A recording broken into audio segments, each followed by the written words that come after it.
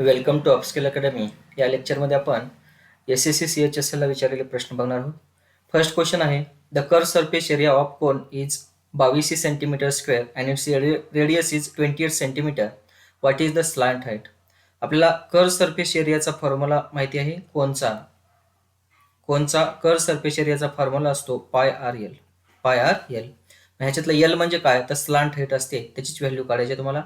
Curve surface area दिलाय कोणचा, तो किती आहे, 2200 सेंटीमीटर स्क्वेअर इक्वल्स टू पायची व्हॅल्यू असते 22/7.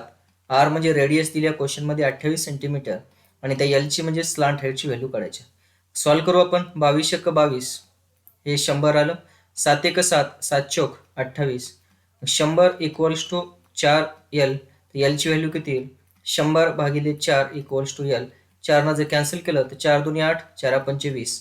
म्हणून त्या स्लांट हाईटची व्हॅल्यू आली 25. Option number A. Next question आहे बघा, टाइम अँड वर्कचा क्वेश्चन आहे. ए ला एक काम करण्यासाठी 9 दिवस लागतात आणि बी ला तेच काम करण्यासाठी 15 दिवस लागतात, तर दोघांना किती दिवस लागतील असे विचारले.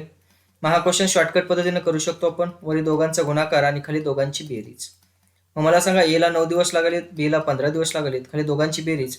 15 आणि 9 किती झाली बघा, 9 आणि 5 14, हात चालले 24 झाली. 3 कॅन्सल होईल, 3 त्रिक 9, 3 8 24. वरचा गुणाकार करा, 15 त्रिक 45, 45/8. 8 न भाग जाते, 8 पंचे 40, किती उरले, 5 उरले आणि ज्यानं भागलं ते खाली. म्हणून आन्सर येईल 5.5/8 दिवस. Option number C. Next question आहे, प्रॉफिट लॉसचा क्वेश्चन आहे. If the selling price of 100 pen, बघा 100 वस्तूची जी सेलिंग प्राइस आहे ते इक्वल आहे म्हणलंय 140 पेनाच्या कॉस्ट प्राइसच्या बरोबर. तर विचारलंय किती टक्क्याचा प्रॉफिट झाला. आपण रेशो घेऊ. आपण सेलिंग प्राइस इकडे कॉस्ट प्राइस इकडे भागाकारात येणार. सेलिंग प्राइसच्या समोर किती आहे, 140 आणि कॉस्ट प्राइसच्या समोर किती आहे, 100. मग मला सांगा, 100 रुपयाची वस्तू 140 रुपयाला विकाले. 100 रुपयाची वस्तू 140 रुपयाला विकाले म्हणजे 40चा प्रॉफिट झाला. प्रॉफिट किंवा लॉस खरेदी किमतीवर असतो, म्हणून खाली खरेदी किंमत येईल. पर्सेंटेज काढायची म्हणून इंटू 100. 100 कटलं म्हणून किती टक्क्याचा प्रॉफिट झाला, 40 टक्क्याचा. Option number C. Next question आहे, रेशोचा क्वेश्चन विचारलाय बघा. ए रेशो बी किती दिले तुम्हाला, 3:7 आणि बी रेशो सी 2:5. तर ABC विचारले. ABC एक शॉर्टकट सांगतो बघा. ए बी किती आहे, 3:7. एच्या खाली एची व्हॅल्यू लिहा, बीच्या खाली बीची व्हॅल्यू लिहा. पहिल्या ह्याच्यात सी माहिती आहे का, माहित नाही, सोडून द्या. बी रेशो सी किती आहे, 2:5. बीच्या खाली बीची व्हॅल्यू लिहा, सीच्या खाली सीची व्हॅल्यू लिहा 5. ए माहिती आहे का, माहित नाही, सोडून द्या. आता काय करायचं, जी रिकामी जागा आहे त्याचा शेजारचा नंबर शिफ्ट करायचा. म्हणजे इथं 7ला शिफ्ट करा, इथं 2ला शिफ्ट करा. मग ह्याला उभा गुणाकार करा, झाला तुमचा रेशो. 3 दोन्ही 6, 7 दोन्ही 14, 7 5 35. म्हणून आन्सर आलं 6:14:35. Option number D. Next question आहे, सिंपल इंटरेस्टचा प्रश्न आहे बघा. And amount becomes double in 7 years. काय म्हटलंय, जर तुम्ही 100 रुपये इन्व्हेस्टमेंट केले तर ती अमाऊंट किती झाली म्हणले, डबल झाली म्हणले. म्हणजे काय झालं, 200 झालं. हे तुमचं प्रिन्सिपल आहे आणि हे काय तुमचं अमाऊंट आहे. म्हणजे 100 रुपये इन्व्हेस्टमेंट केले तर ते डबल झाले म्हणजे 200 झाले. याचा अर्थ व्याज किती लागलं असेल, 100 रुपयाचं व्याज म्हणजे इंटरेस्ट लागला 100 रुपयाचा.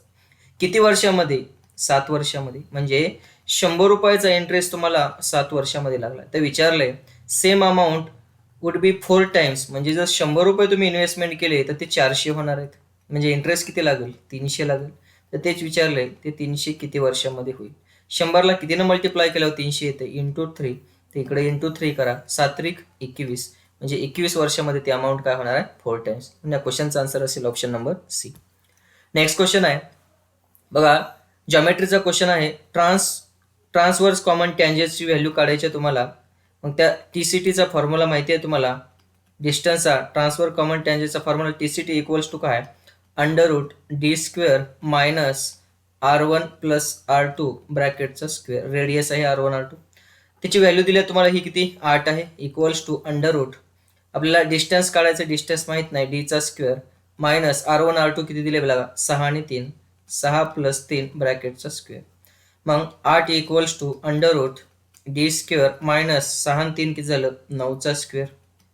मग किती झालं बघा, हे 8 इक्वल्स टू √d² मायनस 9चा स्क्वेअर 81. आता दोन्ही बाजूचं जर वर्गमूळ काढलं आपण तर हे वर्गमूळ आणि स्क्वेअर कॅन्सल होईल. म्हणजे इथं किती येईल, 8 ह्याचं वर्गमूळ, ह्याचा वर्ग करावं लागेल. तर 8चा वर्ग किती, 64. हे 64 इज इक्वल्स टू किती आलं, d² -81. मग बघा सांगा, इकडे -81 इकडे प्लसमध्ये येतील. 64 + 81 इज इक्वल्स टू डीचा स्क्वेअर.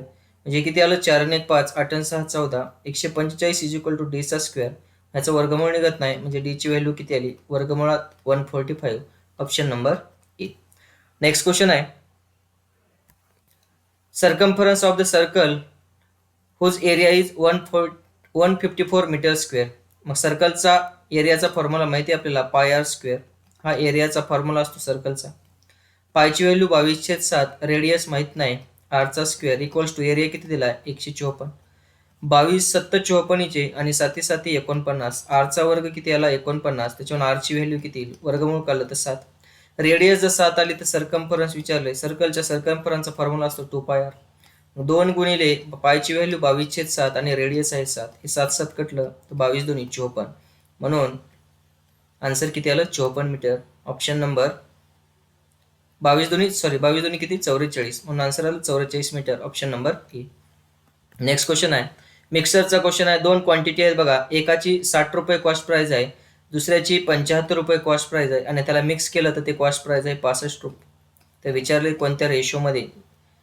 बरोबर आहे, तर आपल्याला रेशो विचारला आहे. 75 मधून 65 गेले 10 उरले, 65 मधून 60 गेले 5 उरले, तर त्यांचा रेशो येईल 5 1 5, 5 2 10. म्हणून आन्सर आलं 2:1.